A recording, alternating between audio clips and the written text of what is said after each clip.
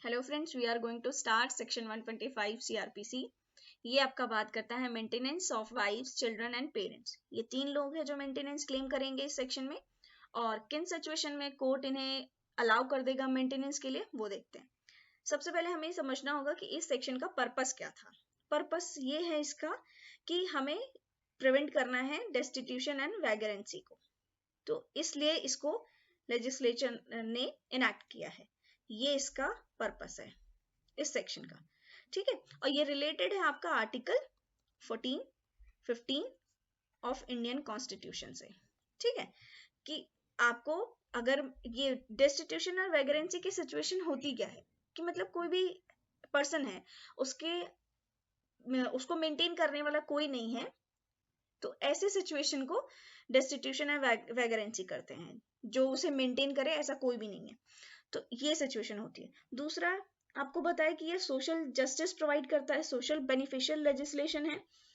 इसकी प्रोसीडिंग कैसी होती है, जो ये सेक्शन है इसकी प्रोसीडिंग कैसी होती है।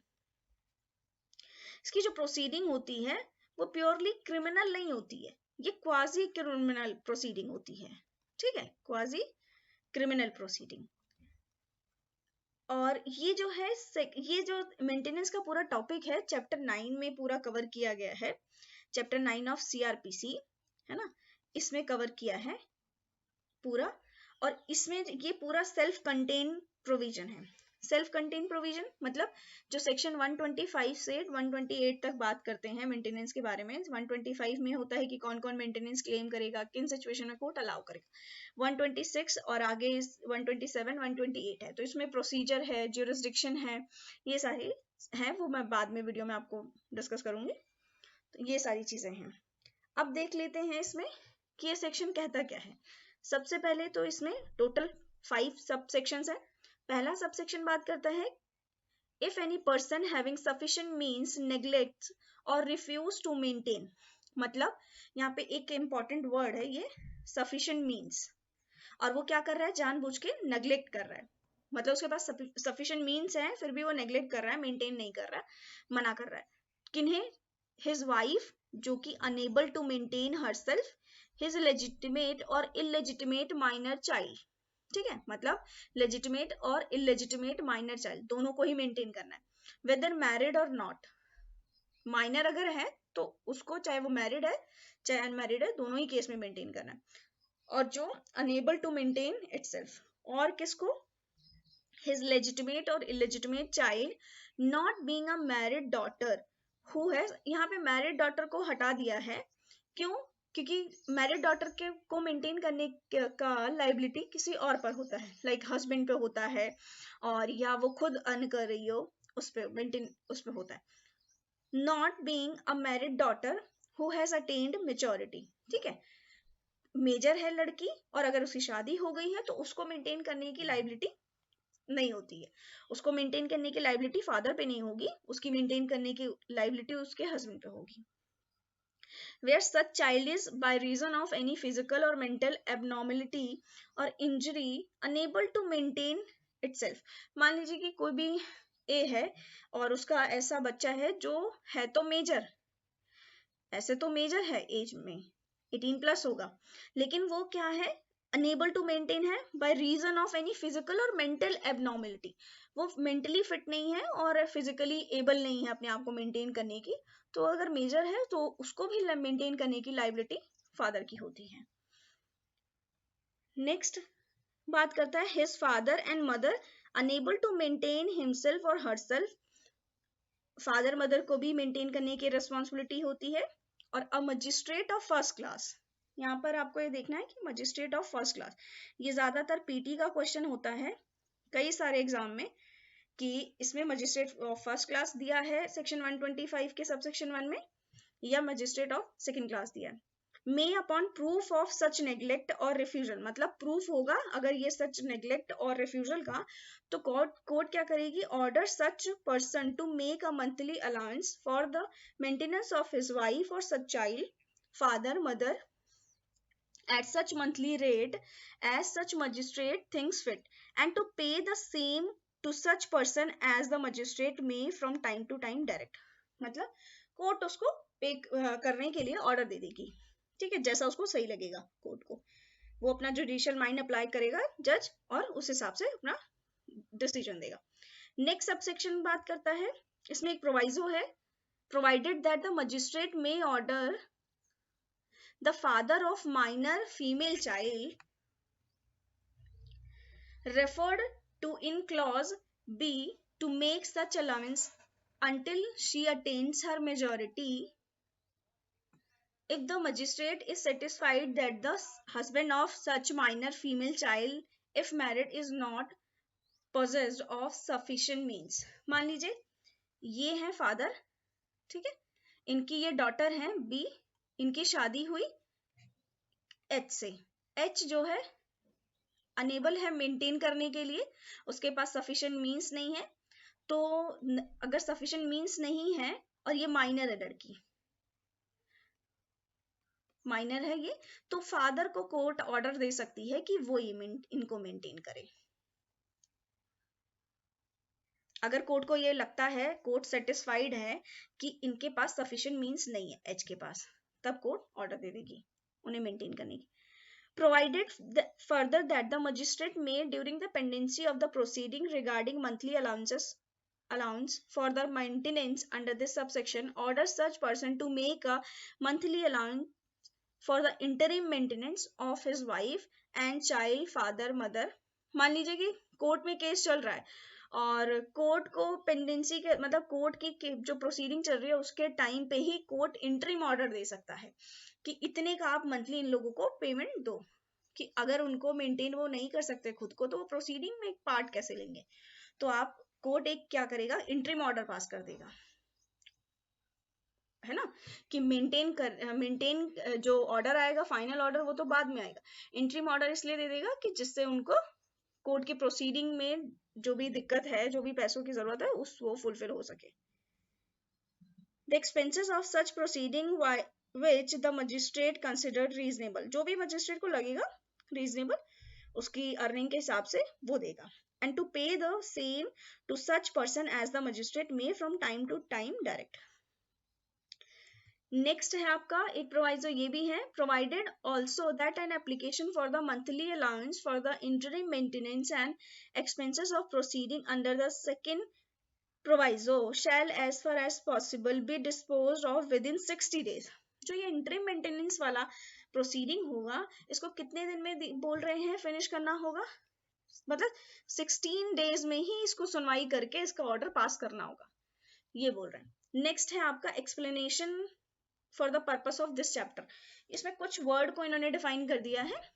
माइनर, माइनर कौन होगा, minor means a person who under the provisions of the Indian majority act 1875 is deemed not to have attained his majority, मतलब इसने मेजॉरिटी अटेन नहीं किया होगा, किस एक्ट के अकॉर्डिंग, इंडियन मेजॉरिटी एक्ट के according. Wife includes women who has been divorced, मतलब divorced women होगी, वो वाइफ होगी, और हैज अटेन्ड अ डिवोर्स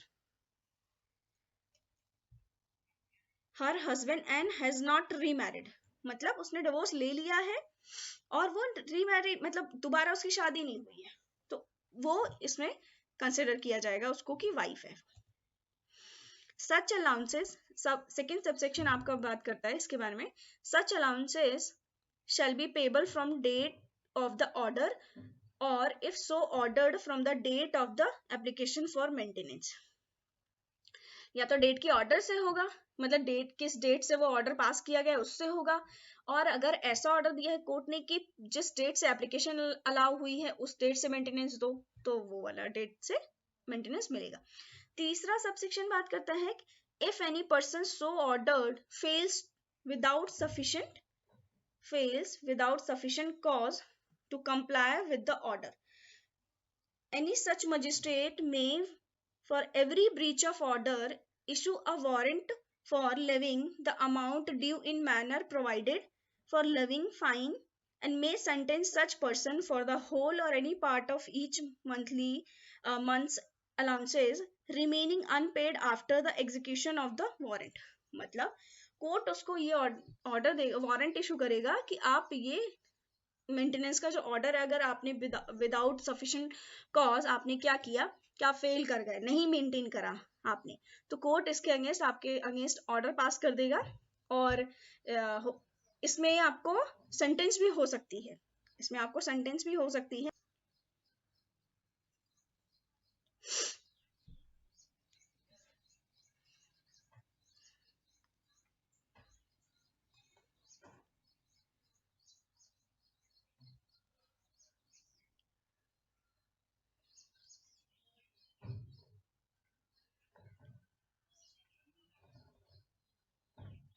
जो इसमें आपकी इम्प्रिजनमेंट होगी, imprisonment for a term which may extend to 1 month or until payment if sooner made, या तो जब तक आप पेमेंट नहीं कर देते तब तक आपको इम्प्रिजनमेंट होगा, या फिर 1 मंथ का होगा।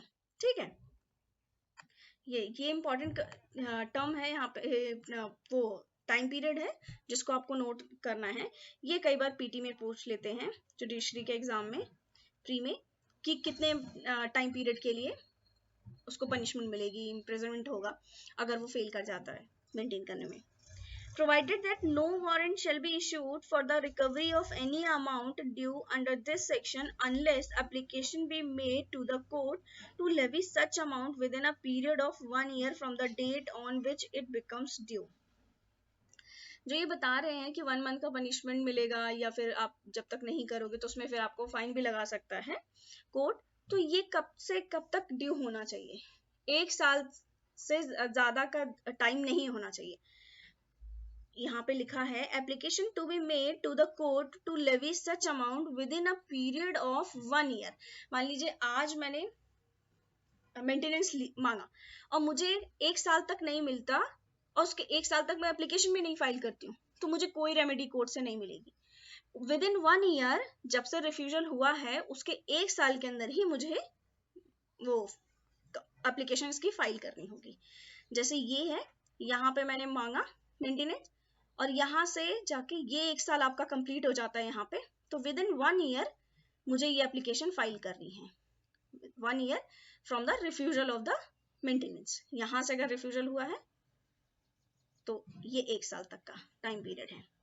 Provided further that if such person offers to maintain his wife on condition of her living with him, अगर मान लीजिए कोई हस्बैंड है इस बात पे, इस शर्त पे उसको मेंटेन कर रहा है कि तुम मेरे साथ रहो, and she refuse to live, और वो मना कर रही है, refuse to live with him, such magistrate may consider any ground for refusal stated by her and may make an order under this section notwithstanding such offer if he is satisfied that there is just ground for so doing। मान लीजिए ए है, ये इसकी wife है, H की wife है, तो अगर ये ए मना कर रही है कि मैं साथ नहीं रहूंगी और एच कह रहा है कि तुम मेरे साथ रहो तब मैं तुम्हें मेंटेन करूंगा, तो कोर्ट इस रिफ्यूजल को अगर सेटिस्फाइड हो जाती है कि उसका जो ग्राउंड है जस्ट ग्राउंड है, मतलब रीजनेबल ग्राउंड है, तो कोर्ट अलाउ कर देगी, मतलब मेंटेनेंस अलाउ कर देगी और उस रिफ्यूजल को जस्ट और रीजनेबल ग्राउंड कंसिडर करेगी। नेक्स्ट, अब एक्सप्लेनेशन में वो क्या बता रहे हैं कि ये जस्ट एंड रीजनेबल ग्राउंड होगा क्या। If a husband has contracted marriage with another women, ठीक है, पहला ये बोल रहे हैं कि has contracted marriage with another women, और दूसरा कीप्स अ मिस्ट्रेस, जिसने किसी और को भी साथ रखा हुआ है, it shall be considered to be just ground for his wife's refusal to live with him। तो कोर्ट इन दोनों केसेस में उसको जस्ट ग्राउंड कंसिडर करेगी, ठीक है, प्रॉपर ग्राउंड कंसिडर करेगी। नेक्स्ट सबसेक्शन बात करता है no wife shall be entitled to receive an allowance from her husband under this section if she is living in adultery. अगर मान लीजिए ये HNW है, HNW, और W जो है अडल्टरी में रह रही है, उसके बाद अपने हस्बैंड से क्लेम कर रही है मेंटेनेंस, और कोर्ट में ये प्रूव हो जाता है, तो कोर्ट इसको अलाउ नहीं करेगा, मेंटेनेंस अलाउ नहीं करेगा W को। If without any sufficient reason she refused to live with her husband or if they are living separately, by mutual consent. ऐसे केसेस में भी नहीं करेगा। मान लीजिए ए और ये बी है, दोनों हस्बैंड वाइफ है, ये वाइफ है ये हस्बैंड है, अगर तो ये जो है मना कर रही है, ये दोनों आपस में म्यूचुअल कंसेंट से अलग रह रहे, म्यूचुअल कंसेंट से अलग रह रहे हैं, तो कोर्ट इसमें मेंटेनेंस अलाउ नहीं करेगा। और अगर विदाउट सफिशिएंट रीजन के भी वो मना कर रही है साथ रहने से, तब भी नहीं करेगा, ऐसे केसेस में भी नहीं करेगा। On proof that any wife in whose favour an order has been made under this section is living in adultery, or that without sufficient reason she refused to live with her husband, or that they are living separately by mutual consent, the magistrate shall cancel the order। मान लीजिए ये दोनों ground prove हो जाते हैं कि जैसे W है, डब्लू रह रही है म्यूचुअल कंसेंट से या सेपरेट रह रहे हैं, सेपरेट रह रहे हैं, दूसरा ये अडल्ट्री में रह रही है, अडल्ट्री में रह रहे हैं डब्लू, तो इन दोनों ग्राउंड को अगर प्रूव हो जाएगा तो ये जो ऑर्डर है इसको कैंसिल कर देगा कोर्ट। सेक्शन 125 का जो मेंटेनेंस का ऑर्डर है इसको कैंसिल कर देगा अगर ये प्रूफ हो जाता है कोर्ट में, ये दो ग्राउंड कि वो सेपरेट रह रहे हैं और म्यूचुअल कंसेंट से सेपरेट रह रहे हैं और अडल्ट्री में रह रही है ये लड़की, मतलब वाइफ। ये आपका सेक्शन 125 के बारे में था कि क्या क्या चीजें हैं, कैसे कोर्ट इसमें प्रोसीड करेगा। आगे इसके कुछ सेक्शंस हैं जिसमें प्रोसीजर दिया हुआ है और कोर्ट का ज्यूरिसडिक्शन कहाँ पर होगा, मान लीजिए केस अगर होता है तो कहाँ पर केस फाइल किया जाएगा। तो ये सारा मैं नेक्स्ट वीडियो में कवर करूंगी। आपको इससे रिलेटेड कुछ भी डाउट हो तो आप मुझे कमेंट करके पूछ सकते हैं। Thank you for watching this video.